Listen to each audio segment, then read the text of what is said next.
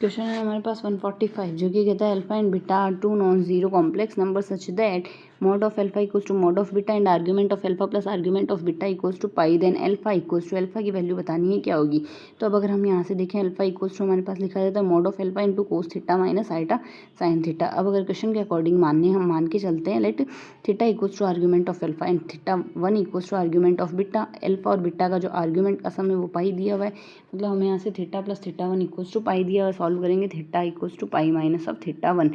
तो अब अगर हम यहाँ से सिर्फ थीटा ही देखेंगे, ये लाइन हम ना लिख के अगर यहाँ से ये हम ये देखें ये अल्फा ही है, यहाँ से अल्फा बार नहीं सिर्फ अल्फा है। अगर ये अल्फा है ये प्लस ये आएगा, यहाँ से ये वैल्यू आएगी। अगर अल्फा इक्वल्स टू हम लिखे थीटा जहाँ दिया हुआ था पाई माइनस थीटा 1 लिख दिया, यहाँ भी हमने पाई माइनस थीटा 1 लिख दिया।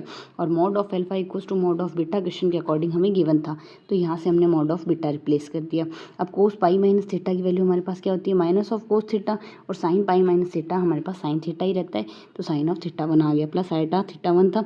अब हमने यहाँ से क्या करना है माइनस को बाहर ले लिया, ये वैल्यू आ गई। अब ये वैल्यू अगर हम यहाँ से देखें हमारे पास माइनस ऑफ बीटा की वैल्यू बार के बराबर है, माइनस ऑफ बीटा बार हो गया।